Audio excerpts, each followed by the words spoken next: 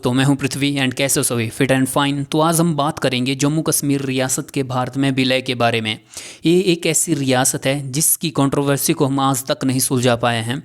तो बहुत ही interesting topic है हमारा। तो चलिए अपना डिस्कशन स्टार्ट करते हैं। जम्मू कश्मीर रियासत पर बहुत सारे राजवंशों ने शासन किया। मौर्य वंश से लेकर सिखों तक इस रियासत पर जो है शासन करते थे। सिखों के बाद यहाँ पर अंग्रेज़ों की एंट्री होती है। सिखों के बहुत ही फेमस राजा थे, या महाराजा, राजा नहीं महाराजा थे, महाराजा रणजीत सिंह। ये एक ऐसे शख्स थे, इनकी मृत्यु 1839 में होती है। ये वो दौर था, मतलब जब अंग्रेज़ जो है वो धीरे धीरे भारत को अपने अधीन कर रहे थे। आपको पता है कि इस टाइम में प्लासी का युद्ध भी हो चुका था, बक्सर का युद्ध भी हो चुका था, बहुत सारी रियासतें अंग्रेज़ों के अधीन आ चुकी थी। लेकिन अंग्रेज़ एक ऐसे शख्स के आगे झुकते थे जिनका नाम था महाराजा रणजीत सिंह। महाराजा रणजीत सिंह अपने जीते जी कभी भी किसी के अधीन नहीं रहे। मतलब महाराजा रणजीत सिंह जम्मू कश्मीर, हिमाचल, पंजाब, ठीक है, एक बहुत बड़ा लैंड एरिया था जिस पर जो है ये राज किया करते थे। आप सोच सकते हो कि मतलब जो महाराजा रणजीत सिंह था ना जी, महाराजा रणजीत सिंह कभी कोई युद्ध हारे नहीं थे। और मुझे ये सोचकर, मतलब जब मैं हिस्ट्री पढ़ रहा था तो मैं ये सोच रहा था कि जब महाराजा रणजीत सिंह इतने पावरफुल थे तो ये इन अंग्रेज़ों को भारत से क्यों नहीं बाहर निकाल पाए। या तो उस टाइम जो है एक यूनिटी, राष्ट्रीयता की भावना शायद जागृत नहीं थी। उस टाइम सभी जो है अपने अपने प्रिंसिपल स्टेट के बारे में सोच रहे होंगे, शायद यही बात हो सकती है। वरना महाराजा रणजीत सिंह के लिए अंग्रेज़ों को भारत से बाहर निकालना छोटी सी बात थी। मतलब बहुत बड़ी सेना हुआ करती थी अपने दौर में। जब इनका दौर था तो उस दौर में भारत में सबसे बड़ी सेना जो है महाराजा रणजीत सिंह की थी, और सबसे पावरफुल और सबसे शक्तिशाली सेना महाराजा रणजीत सिंह के पास थी। और इनके जीते जी अंग्रेज़ कभी इनकी रियासत या इनके राज्य की तरफ कभी भी आंख उठाकर नहीं देखा उन्होंने। और जब इनकी मृत्यु 1839 को होती है, उसके बाद अंग्रेज जो है वो धीरे धीरे पंजाब, हिमाचल, जम्मू कश्मीर की ओर बढ़ने लगते हैं। 1846 का दौर होता है। 1846 मतलब 1846 के आसपास अंग्रेज़ों ने जम्मू कश्मीर, हिमाचल, जितने पहाड़ी राज्य थे उनको अपने अधीन कर लिया था। 1846 में सिखों के साथ अंग्रेज़ों का युद्ध होता है, जिसे हम आंग्ल सिख वॉर या आंग्ल सिख युद्ध कहते हैं। तो एक तरफ अंग्रेज़ थे, दूसरी तरफ सिख सेना थी। तो क्या आपको पता है कि 1846 में ये युद्ध हुआ था। इस टाइम महाराजा रणजीत सिंह तो है नहीं थे, तो उनकी मृत्यु हो चुकी थी। तो अब जो थे, क्या था कि जो ये युद्ध था आंग्ल सिख युद्ध, इसमें अंग्रेज़ जीत जाते हैं। और इससे क्या होता है कि श्रीनगर जो जम्मू कश्मीर है वो अंग्रेज़ों के अधीन चला जाता है। बट अंग्रेज़ जम्मू कश्मीर पर खुद शासन नहीं करते, वो यहाँ पर डोगरा जाति के वंशजों को जो है ये यहाँ की गद्दी सौंप देते हैं। जो गुलाब सिंह डोगरा थे उनको ये गद्दी सौंप देते हैं। और इसके बदले में आपको पता है कि जब भी अंग्रेज़ किसके साथ युद्ध करते थे और जिस रियासत को जीत जाते थे, तो वो अंग्रेज़ जो है उस रियासत से जो है जो युद्ध में अंग्रेज़ों को हानि हुई है उसकी भरपाई भी उसी रियासत से करते थे, और साथ ही साथ उन पर जुर्माना भी लगाते थे। तो जो डोगरा थे, जो डोगरा राजवंश के राजा थे, उनको जो है अंग्रेज़ों को इस रियासत का सिंहासन के बदले जो है 75 लाख रुपए जो है वो अंग्रेज़ों को देना पड़े थे। और डोगरा प्रजाति से ही या डोगरा जाति के ही शासक थे राजा हरि सिंह। भारत की आज़ादी के टाइम में जो थे वो जम्मू कश्मीर के राजा हरि सिंह थे। राजा हरि सिंह को राज सिंहासन पर राज करना या सिंहासन पर बैठकर जो है एक राजागिरी, मतलब या सीधी सी बात है कि मतलब जो राजा हरि सिंह थे इनको राज्य या राज्य की बागडोर संभालने में कोई इंटरेस्ट नहीं था। ये जो है ज़्यादातर मुंबई में रहते थे। मतलब घोड़े की जो रेस होती है ना, उसमें इनको ज़्यादा इंटरेस्ट था, जिसकी वजह से मुंबई में ज़्यादा रहते थे। अगर ये कश्मीर या जम्मू कश्मीर या श्रीनगर में होते थे तो ये ज़्यादातर टाइम जो अपना शिकार में व्यतीत करते थे, मतलब शिकार खेलते थे। जब भारत का विभाजन होता है, जब भारत दो भागों में डिवाइड होता है, एक पाकिस्तान, ठीक है, और दूसरा भारत, तो उस टाइम रियासतों को, जो प्रिंसली स्टेट थे, उनको ये स्वतंत्रता दी गई थी, या उनके सामने ये ऑप्शन रखी गई थी कि आप या तो भारत में शामिल होइए या पाकिस्तान में चले जाइए, आप स्वतंत्र रह सकते हैं, ठीक है। आप इन तीनों में से कोई भी ऑप्शन चूज़ कर सकते हो। तो जो राजा हरि सिंह थे, इन्होंने चूज़ किया था कि हम स्वतंत्र रहेंगे, ठीक है, ना हम पाकिस्तान में जाएंगे ना इंडिया में शामिल होंगे, हम बिल्कुल स्वतंत्र रहेंगे। और एक शख्स थे जिनकी पिक मैं आपको लास्ट में दिखाऊंगा, तो उनका नाम था शेख अब्दुल्ला। शेख अब्दुल्ला पाकिस्तान में बहुत ही लोकप्रिय नेता थे। और शेख अब्दुल्ला और हर्षिया के जो मेंटलिटी थी वो आपस में नहीं मिलती थी एक मुद्दे को लेकर। देखो, जब हर्षिया ने कहा कि हम जो है वो स्वतंत्र रहना चाहते हैं, हम पाकिस्तान में शामिल नहीं होना चाहते, ना ही इंडिया में शामिल होना चाहते हैं, तो इस बात को शेख अब्दुल्ला साहब ने भी सपोर्ट किया कि हम, मतलब जो शेख अब्दुल्ला साहब थे वो भी यही चाहते थे कि जो जम्मू कश्मीर है वो ना पाकिस्तान में शामिल होगा ना ही इंडिया में, वो इंडिपेंडेंट रहेगा। बट यहाँ पर क्या था कि हर्षिया जो थे वो अपनी गद्दी छोड़ने को तैयार नहीं थे, और शेख अब्दुल्ला साहब चाहते थे कि यहाँ पर लोकप्रिय सरकार बने, मतलब लोगों को द्वारा चुनी गई सरकार होगी, वही शासन करेगी, वही रूल एंड रेगुलेशन बनाएगी। उसका विरोध करते थे हर्षिया अपनी गद्दी जो है छोड़ना नहीं चाहते थे। मतलब आपको पता है कि अगर आप कहोगे कि आपने पहले कहा कि जो हरि सिंह थे उनको अपने राजपाट में ज़्यादा इंटरेस्ट नहीं था। देखो, राजपाट में जो इंटरेस्ट नहीं था, बट ये जो थे वो जम्मू कश्मीर को अपने अंडर में रखना चाहते थे, चाहे वो इनकी पीढ़ी उस पर शासन करे, ठीक है। बट जो शेख अब्दुल्ला साहब थे वो ऐसा नहीं चाहते थे, ठीक है।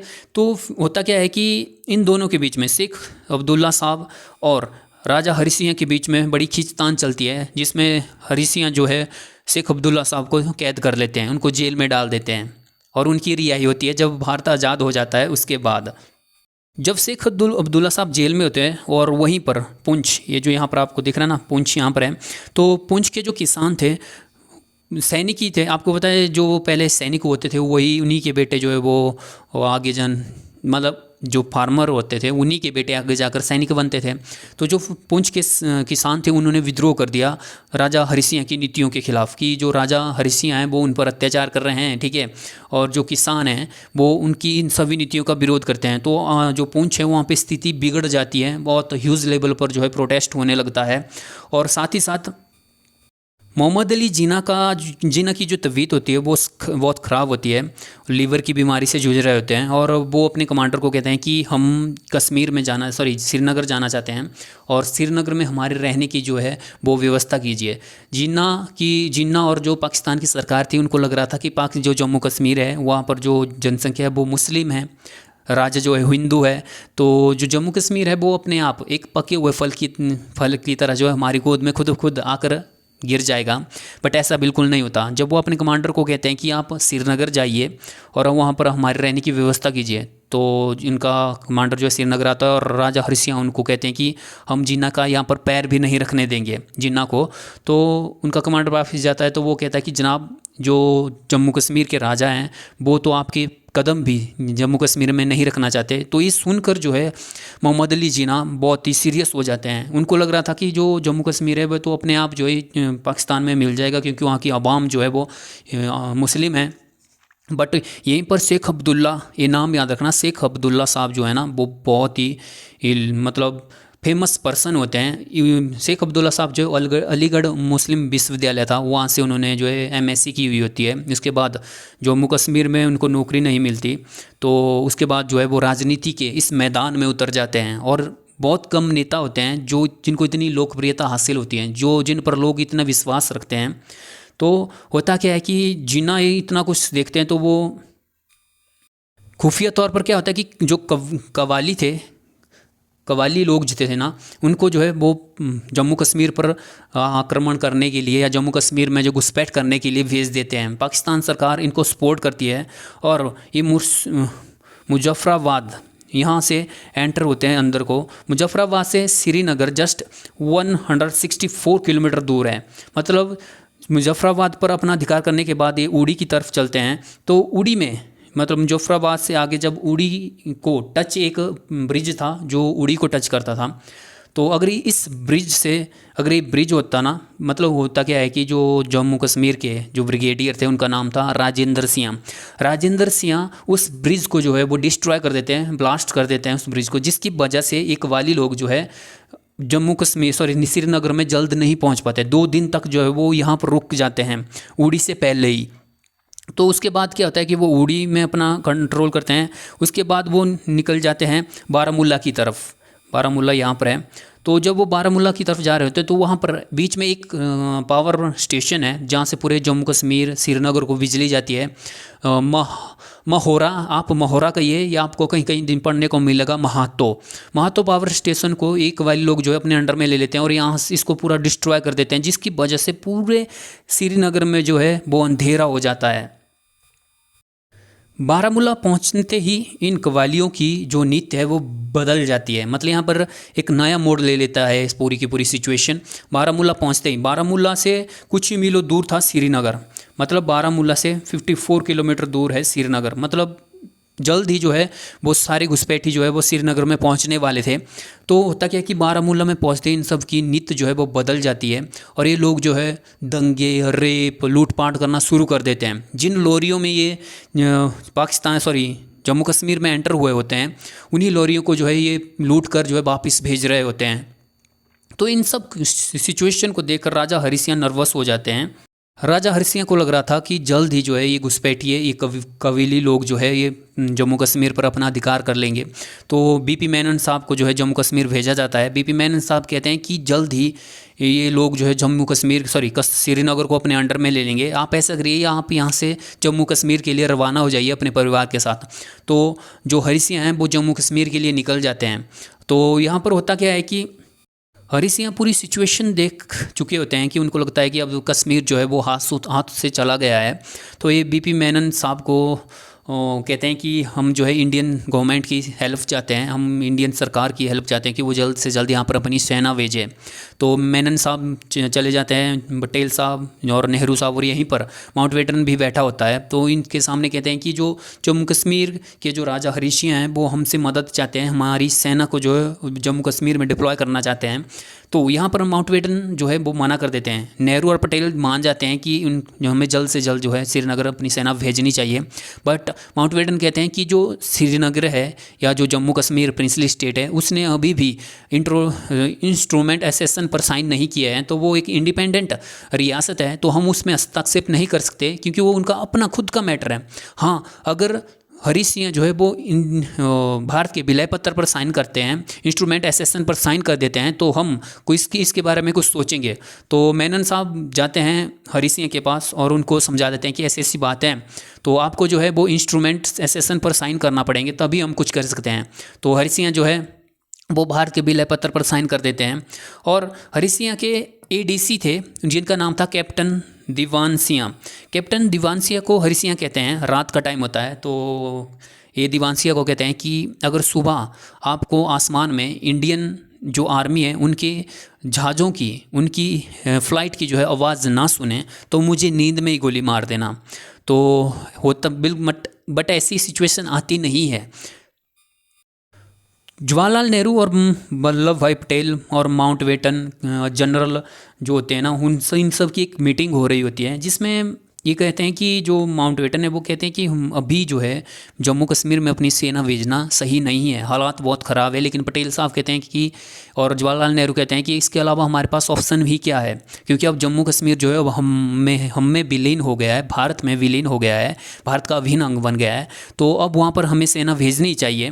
तो माउंटबेटन को जैसे तैसे समझाते हैं और माउंटबेटन मान जाते हैं और उस जल्द ही जो है हमारी सेना श्रीनगर के लिए रवाना हो जाती है। श्रीनगर में एकमात्र एयरपोर्ट था, वहाँ पर जो है अपनी फ़्लाइट जो है हमारी आर्मी की जो फ़्लाइट है वो लैंड करती है। बट हमें ये भी पता नहीं होता कि जो श्रीनगर का जो एयरपोर्ट है वो सुरक्षित है भी या नहीं, मतलब वहाँ पर जो है वो पाकिस्तानियों का कब्ज़ा तो नहीं हो गया, बट हम जो है इस बात की चिंता किए बिना जो है वहाँ पर अपनी जो फ़्लाइट है उससे लैंड कर देते हैं और वहाँ से जैसे हमारी जो आर्मी है वो श्रीनगर में एंटर कर जाती है। और यहीं से जो पाकिस्तानी है ना वो लगातार पीछे हटते जाते हैं, जहाँ जहाँ हमारी सेना पहुँचती जाती है वहाँ से हम उन कव्वालियों को, उन घुसपैठियों को के कदम जो है उखाड़ कर बाहर फेंकते जा रहे थे। तो इस बात का पता जब जीना को चलता है तो जीना जो है अपने कमांडर इन चीफ को, क्योंकि उस time commander in chief Bharat का भी ब्रिटिश ही था और पाकिस्तान का भी ब्रिटिश था, तो जीना जो है अपने कमांडर इन चीफ को जम्मू कश्मीर में अपनी सेना भेजने के लिए कहते हैं, आक्रमण करने के लिए कहते हैं, तो उनका कमांडर इन चीफ मना कर देता है कि हम कश्मीर में जो है वो अटैक नहीं करेंगे, क्योंकि इनके ऊपर जो होता है वो माउंट बेटन होता है, तो इनको अपने उनको माउंट बेटन की परमिशन चाहिए होती है, और माउंट बेटन इस चीज़ की परमिशन नहीं देती, क्योंकि दोनों तरफ जो है ब्रिटिश एम्प्लॉय भी थे, मतलब ब्रिटिश सैनिक भी थे साथ में, तो ऐसा वे कभी नहीं करते हैं।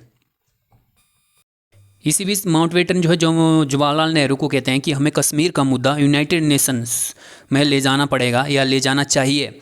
तो इसी बीच जो है वो मोहम्मद अली जिन्ना का लेटर आता है कि आप जो है वो लाहौर में आइए, माउंट बेटन और जो भी लीडर थे जवाहरलाल नेहरू वगैरह को, कि आप लाहौर में आइए, हम बातचीत करके जो इस मुद्दे को सुलझाते हैं। तो उस टाइम जवाहरलाल नेहरू की कंडीशन जो है वो सही नहीं होती है, बीमार होते हैं, तो माउंट बेटन को ही अकेले जाना पड़ता है। बट वल्लभ भाई पटेल जो थे वो इस बातचीत के बिल्कुल सख्त खिलाफ थे कि जो है बातचीत जो है वो पाकिस्तान करना चाहता है, जीना करना चाहता है, तो उसको जो है वो दिल्ली आना पड़ेगा, हम वहाँ क्यों जाएं। बट माउंट बेटन वहाँ चला जाता है और वहाँ पर इनकी डिस्कशन होता है माउंट बेटन का और जिन्ना का कि हम इस कंडीशन को, जो जम्मू कश्मीर की कंडीशन है, उसे बातचीत से सुलझा देंगे। बट वहीं पर पीछे जवाहरलाल नेहरू जो है अपना बड़ा फेमस भाषण दे देते हैं कि हम जो है वो जम्मू कश्मीर के मुद्दे को यूनाइटेड नेशन में ले जाएंगे, और यहीं से थोड़ी बातचीत बिगड़ जाती है।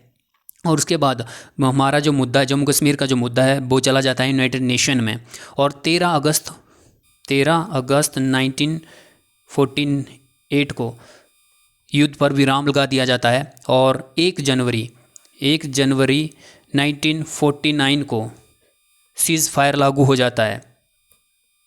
और यूनाइटेड नेशन एक रेजोल्यूशन पास करता है जिसमें 3 चीज़ें शामिल थी, कि पहली थी कि पाकिस्तान अपनी सेना जो है जो जम्मू कश्मीर से पीछे हटाएगी, भारत अपनी सेना जो है जम्मू कश्मीर में कम कर देगी, और साथ ही साथ जम्मू कश्मीर में जनमत संग्रह करवाया जाएगा, या रेफरेंडम कहते हैं जिसमें पब्लिक पब्लिक वोटिंग करेगी कि वो पाकिस्तान में जाना चाहती है या इंडिया में शामिल होना चाहती है। तो जो नेहरू को और वल्लभ भाई पटेल को पता था कि अगर रेफरेंडम करवाया गया तो नेचुरल सी बात है जम्मू कश्मीर जो वो भारत की फेवर में वोट करेगा। अब बात थोड़ी सी शेख अब्दुल्ला साहब के बारे में कर लेते हैं। शेख अब्दुल्ला साहब के बारे में जैसे मैंने कहा कि ये जो है अलीगढ़ मुस्लिम यूनिवर्सिटी से एमएससी करके आए हुए थे, तो इनको जॉब नहीं मिली थी। कश्मीर के जो डिपार्टमेंट था जम्मू कश्मीर के जो राजा के अधीन, उसमें ज़्यादातर जो थे वो हिंदू ही थे, बहुत कम मुस्लिम थे। तो ये जो है राजनीति के मैदान में कूद जाते हैं और इनको बहुत सफलता मिलती है। मतलब जो जम्मू कश्मीर में सबसे इम्पोर्टेंट पर्सन जो थे वो शेख अब्दुल्ला थे, और जवाहरलाल नेहरू के बहुत ही करीबी थे। और आपको मैंने कहा था कि जो इनको हरीश सिंह ने जेल में कैद करके रखा था, और जवाहरलाल नेहरू ने हरीश सिंह पर दबाव बनाया कि आप जो है शेख अब्दुल्ला को बाहर निकालिए, क्योंकि ये पर्सन जो है जम्मू कश्मीर को पाकिस्तान में शामिल करने के फेवर में भी नहीं थे, ना तो ये भारत में भी जम्मू कश्मीर को शामिल नहीं करना चाहते थे, लेकिन ये चाहते थे कि रिलेशन जो है वो जम्मू कश्मीर के भारत के साथ अच्छे बने रहें। और जैसे ये बाहर आते हैं, ठीक है, तो ये जो है जनता को और वहाँ की आवाम को जो है वो मोटिव करते हैं कि देखिए जो पाकिस्तान है उन्होंने यूएनओ में, यूनाइटेड नेशन में कहा है कि जो जम्मू कश्मीर में दंगे हो रहे हैं वो जम्मू कश्मीर की आंतरिक बातें, उनके जो इंटरनल प्रॉब्लम है, हमने जो वहाँ पर कोई आक्रमण वगैरह नहीं करवाया है। तो ये सब कुछ कहने के बाद जो वहाँ की पब्लिक भी मान जाती है। तो यहाँ पर होता क्या है कि जम्मू कश्मीर में बाद में इलेक्शन होते हैं जिसमें जम्मू कश्मीर के प्रधानमंत्री बनते हैं शेख अब्दुल्ला। लोग बहुत ही ज़्यादा ट्रस्ट करते थे शेख अब्दुल्ला पर, और बहुत ही जेन्युइन पर्सन थे। अब थोड़ी सी इस मैप की बात करते हैं। तो मैंने कहा कि 1 जनवरी 1949 को 1949 को सीज़ फायर लागू किया गया। यहाँ सीज़ फायर लाइन बनाई गई, ठीक है, जिसे हम LOC कहते हैं, लाइन ऑफ एक्चुअल कंट्रोल, ठीक है, लाइन ऑफ कंट्रोल। और इस लाइन से नीचे जो है ये है आज़ाद कश्मीर कहा जाता है इसे, और इसे हम कहते हैं POK, पाक अधिकृत राज्य, ठीक है, पाक ऑक्युपाइड कश्मीर या पाक अधिकृत कश्मीर। और ये आपको यहाँ पर जो ये रीजन दिख रहा है ना अलग से, ये जो है पाकिस्तान के द्वारा चाइना को गिफ्ट कर दिया गया है। और यहाँ वाला जो रीजन आपको दिख रहा है इसको कहते हैं हम अक्साई चीन, ऑक्युपाइड बाई चाइना 1962 में जब हमारी बैटल हुई थी चाइना के साथ, तब इसने जो है इसे अपने अंडर में ले लिया था। और इसको भी पाकिस्तान ने चाइना को गिफ्ट किया था 1963 में, ठीक है। तो ये पूरा रीजन है। और जो पाकिस्तान वाले हैं ना, वो हमारे इस जम्मू कश्मीर को जो हमारे अंडर है इसको कहते हैं India occupied Kashmir. So guys, ये था हमारा जम्मू कश्मीर प्रिंसली स्टेट से रिलेटेड टॉपिक। सो इस टॉपिक में बस इतना ही, मिलते हैं नेक्स्ट टॉपिक में, तब तक के लिए बाय बाय गाइस।